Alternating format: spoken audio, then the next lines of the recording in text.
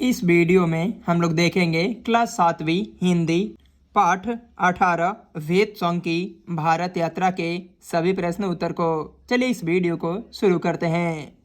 जैसा कि प्रश्न अभ्यास यहाँ पे दिया गया है, पाठ से क्वेश्चन नंबर 1 में यहाँ पे दिया गया है कि वेद संघ भारत क्यों आना चाहते थे। चलिए क्वेश्चन नंबर 1 से लेकर क्वेश्चन नंबर 4 तक इसको कॉपी पे नोट कर लेते हैं, इसके बाद समझाने का प्रयास करते हैं। जैसा कि क्वेश्चन नंबर 1 में यहाँ पे दिया गया है कि वेद संघ भारत क्यों आना चाहते थे। इसका उत्तर में हम लोग लिखेंगे कि वेद संघ भारत आना चाहते थे क्योंकि उन्हें भगवान बुद्ध की जन्मभूमि का दर्शन करना था और साथ ही नालंदा विश्वविद्यालय में रहकर वहाँ के प्रसिद्ध पंडितों और गुरुओं से शिक्षा प्राप्त करना था। क्वेश्चन नंबर 2 में यहाँ पे दिया गया है कि भारत आने में वेद संघ को किन किन कठिनाइयों का सामना करना पड़ा। इसका उत्तर में हम लोग लिखेंगे कि वेद संघ को भारत आने में निम्न कठिनाइयों का सामना करना पड़ा। नंबर 1, उन्हें चीन की सरकार से भारत आने की अनुमति नहीं मिली थी, इसीलिए उन्हें गुप्त रूप से यात्रा करनी पड़ी। नंबर 2, उन्हें खतरनाक नदियों, पर्वतों, रेगिस्तानों को पार करना पड़ा, जिससे उन्हें कई बार जान की खतरा भी उठानी पड़ी। नंबर 3, वे लंबे समय तक भूखे प्यासे रहे और कठिन परिस्थिति में यात्रा की। नंबर 4, उन्हें भाषा और संस्कृति के अंतर में भी जूझना पड़ा क्योंकि वह चीनी भाषी थे और भारत में संस्कृत का प्रचलन था। इन कठिनाइयों को झेलते हुए भी वेद संघ ने उत्साह और दृढ़ता से अपनी यात्रा पूरा किए। क्वेश्चन नंबर 3 में यहाँ पे दिया गया है कि वेद संघ और शिलभद्र के मिलन का वर्णन कीजिए। इसका उत्तर में हम लोग लिखेंगे कि जब वेद संघ नालंदा विश्वविद्यालय पहुंचे तो वहां के प्रसिद्ध प्रधानाचार्य शिलभद्र से मिलने के लिए 20 भिक्षुओं ने पहले उन्हें विभिन्न प्रकार की जानकारियां दी। तब वेद संघ को शिलभद्र के सामने लाया गया। वेद संघ शिलभद्र के चरणों पर झुककर उनके चरणों का चुंबन किया, सिर रखकर नम्रता पूर्वक बोले, मैंने आपके निर्देशन में शिक्षा ग्रहण करने के लिए चीन से यहाँ तक की यात्रा की है। मेरी आपसे प्रार्थना है कि आप मेरे को अपना शिष्य बनाएं।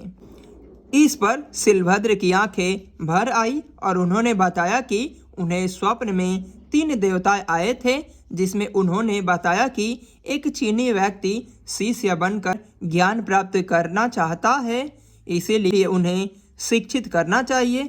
इस प्रकार शिलभद्र ने वेद संघ को अपना शिष्य स्वीकार कर लिया।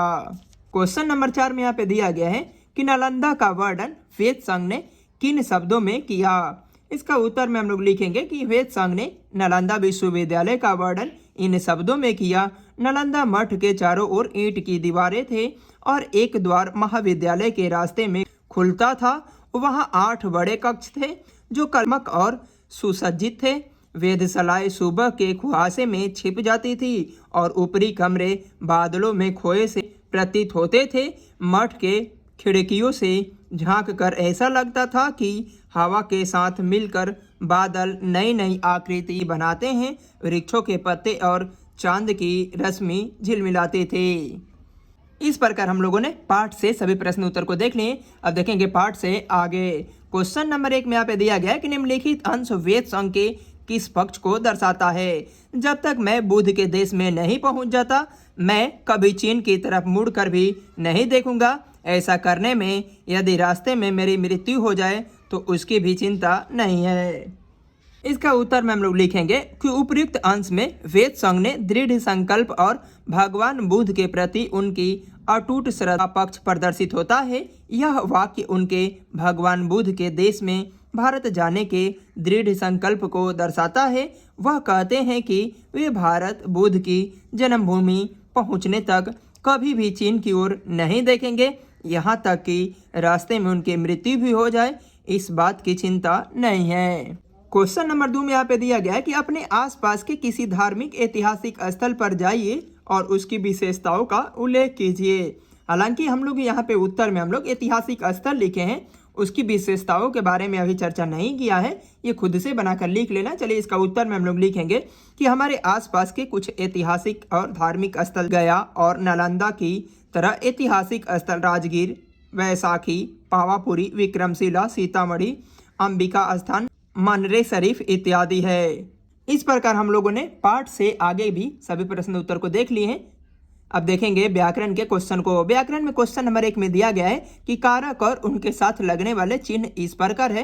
कारक और यहाँ पे विभक्ति उसका चिन्ह दिया गया है कि कर्ता ने कर्म को करण से द्वारा संप्रदान के लिए अपादान से संबंध का के की अधिकरण में पर संबोधन है हो अरे।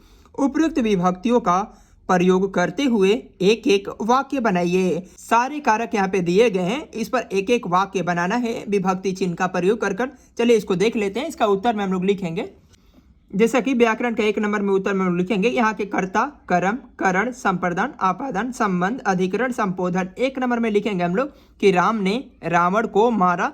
जहाँ कारक का चिन्ह लगा है वहाँ ऐसे डैश दे दिए हम लोग। नंबर 2 में लिखेंगे कि मदन श्याम को पीटा। नंबर 3, यह कलम से लिखता है। नंबर 4, मैं भिखारी को वस्त्र दिया। नंबर 5, छात्र बस से उतरते हैं। नंबर 6, यह राम की पुस्तक है। नंबर 7, शिक्षक वर्ग में पढ़ाते हैं।